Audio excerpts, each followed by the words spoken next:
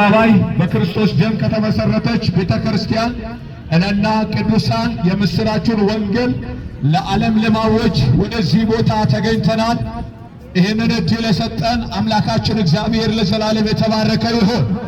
እንግዲህ መጽሐፍ ቅዱሳችን እንደሚናገር ወደ ዓለም ሁሉ ሂዱ ወንጌልንም ለፍጥረት ሁሉ ስበኩ ተብሎ በማርቆስ ወንጌል ላይ እንደተጻፈ እኛም ደግሞ ይህንን መልካም ዜና የምስራቹን ወንጌል ልንመሰክር፣ ልናውጅ፣ ልንናገር ወደዚህ ቦታ መጥተናል። የአገሬ ሰዎች እችን ጊዜ እግዚአብሔር አምላክ አሳልፎ ስለሰጠን እግዚአብሔርን እየባረከን ቀጥታ ይህንን መልካም ዜና ወደ ማወጅ እንሄዳለን። በመጽሐፍ ቅዱሳችን በመጀመሪያው መጽሐፍ ኦሪት ዘፍጥረት ላይ እግዚአብሔር አምላክ ሁሉን ነገር ከፈጠረ በኋላ በስድስተኛው ቀን የሰው ልጅ ከምድር አፈር አበጀው።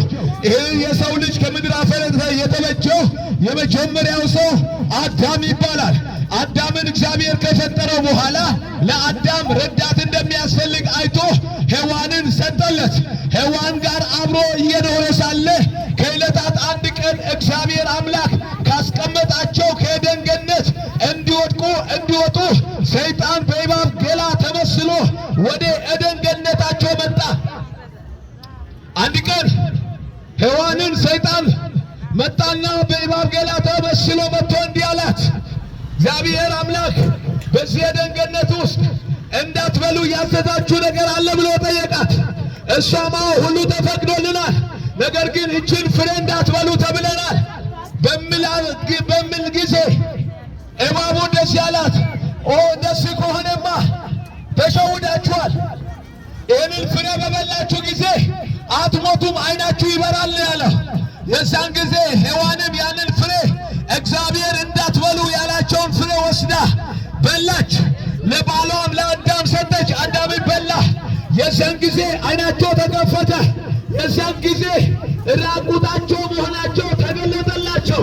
በዚያ ሰዓት ከእግዚአብሔር ፊት ሸሹ። ከእግዚአብሔር ሕልውና መሮጥ ጀመሩ።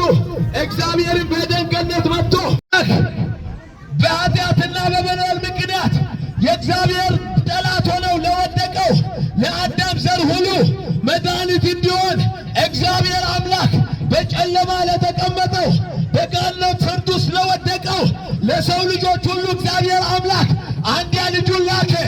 ልጁም በዘመን መጨረሻ የባሪያን መልክ ይዞ በከብቶች በረት ውስጥ ከቅድስት ድንግል ማርያም ሥጋ ነስቶ ተወለደ።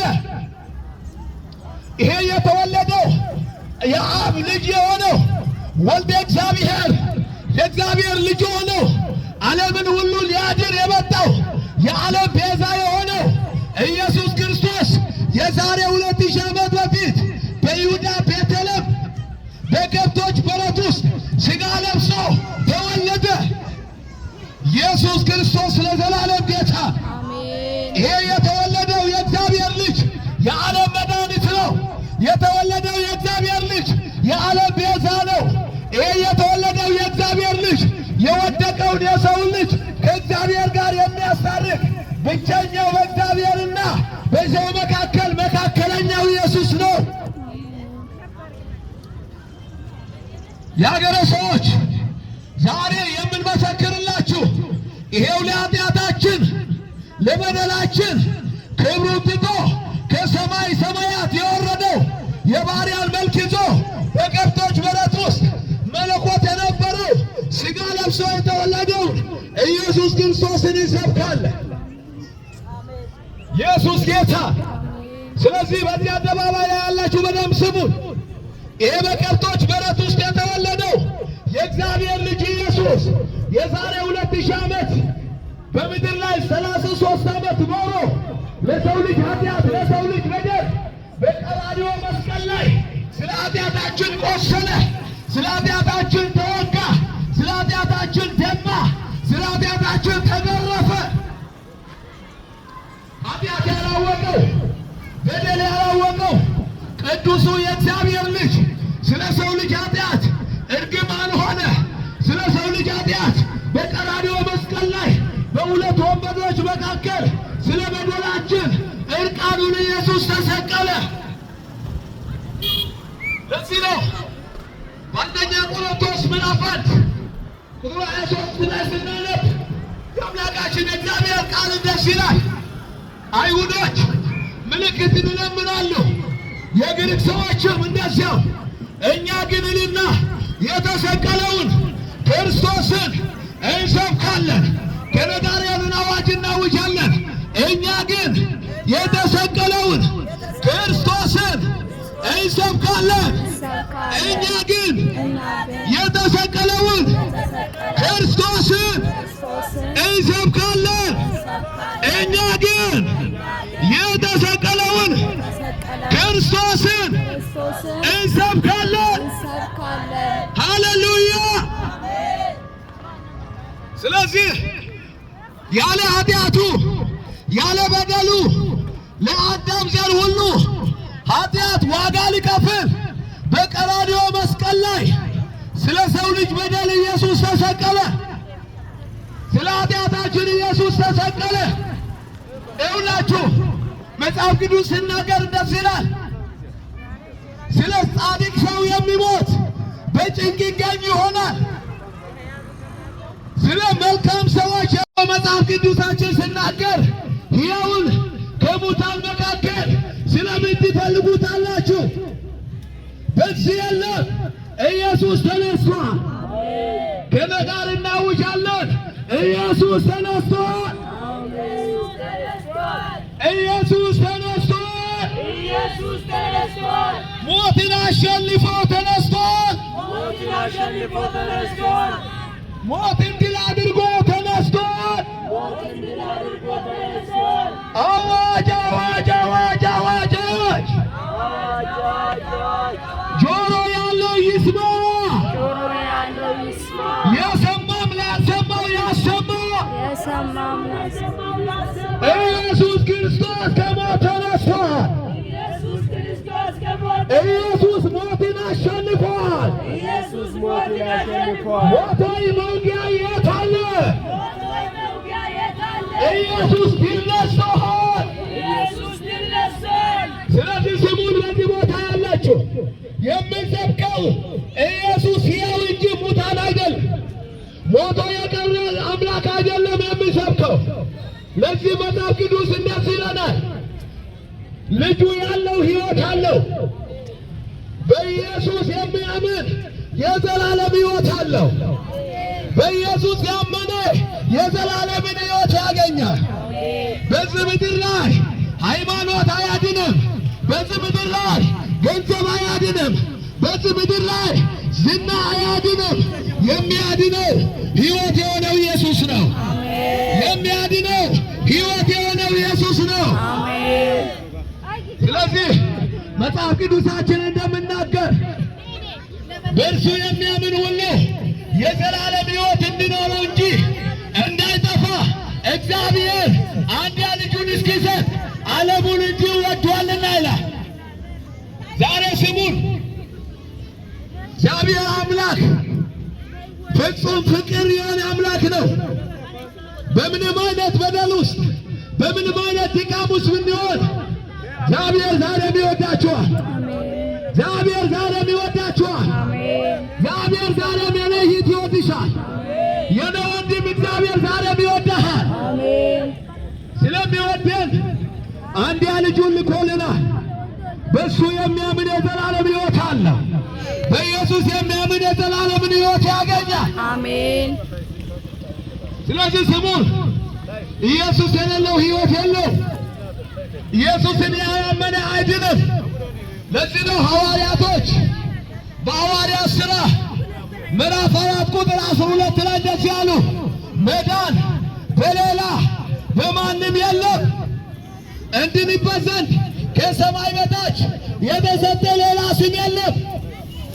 ስለዚህ እኔ አዋጅ ከነጋር እናውጃለን፣ መዳን በሌላ በማንም የለም። መዳን በሌላ በማንም የለም። እንድንበት ዘንድ ከሰማይ በታች የተሰጠ ኢየሱስ ይባላል። ኢየሱስ ይባላል። ኢየሱስ ይባላል።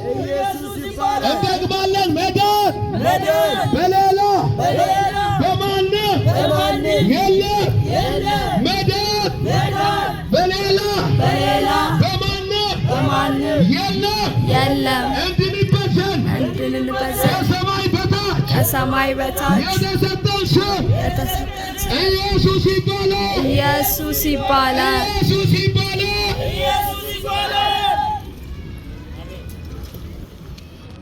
እስቲ እዚህ አደባባይ ላይ ያላችሁ መጽሐፍ እንደዚህ ይላል፣ ሰው በልቡ አምኖ ይጸድቃል፣ በአፉ መስክሮ ይድናል ይላል።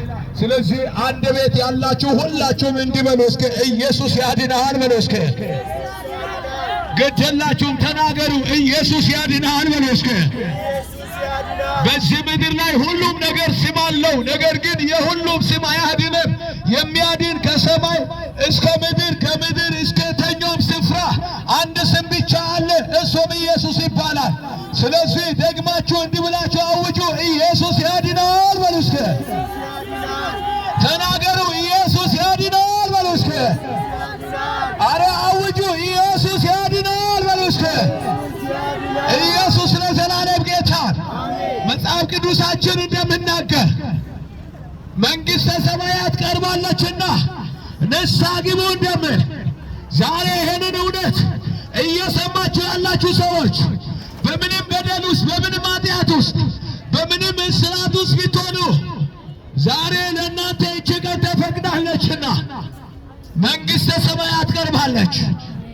መንግሥተ ሰማያት ቀርባለች። መንግሥተ ሰማያት ቀርባለች። ንስሐ ግቡ ይላል የእግዚአብሔር ቃል። ወንዶችና ሴቶች በዚህ አደባባይ ያላችሁ መጽሐፍ ቅዱስ የመዳን ቀን ዛሬ ነው ይላል። ለምን መሰላችሁ? ነገ እንዲያደርጋለሁ ነገ ላይ እንደዚህ ሆናለሁ ያሉ ብዙ እቅድ የነበራቸው ሰዎች ከአፈር በታች ወርደዋል፣ መቃብር ውስጥ ገብተዋል። ለዚህም ጆሮ ያለው ይስማ። የመዳን ቀን ዛሬ ነው። የመዳን ቀን ዛሬ ነው። የመዳን ቀን ዛሬ ነው። ኢየሱስ ጌታ ነው። ኢየሱስ ጌታ ነው። ለዚህም የማቴዎስ ወንጌል ምዕራፍ 11 ቁጥር 28 ላይ የአምላካችን የእግዚአብሔር ቃል ደስ ይላል። እናንተ ደካሞች ሸክም የከበዳችሁ ሁሉ ወደ እኔ ኑ እኔም አሳርፋችኋለሁ ይላል። ስለዚህ ይህንን መልካም ዜና እየሰማችሁ በተለያየ በኃጢአት ድካም ውስጥ ያላችሁ፣ በበደል ድካም ውስጥ ያላችሁ፣ በምንም አይነት እስራት ውስጥ ያላችሁ ኑ ወደ ኢየሱስ፣ ኑ ወደ ኢየሱስ። ኢየሱስ ዛሬም ይወዳችኋል። አዋጅ አዋጅ አዋጅ! መዳን በሌላ በማንም የለም። መዳን በሌላ በማንም የለም።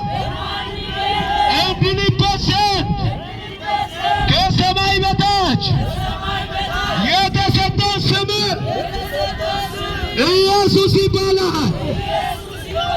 ኢየሱስ ይባላል። ኢየሱስ ይባላል። መዳን በሌላ በማንም የለም። እንድንበት ዘንድ ከሰማይ በታች የተሰጠን ስም ማነው? እስቲ ተገብ ኢየሱስ ልጁ ያለው ሕይወት አለው። ልጁ ያለው ሕይወት አለው። ኢየሱስ ያለው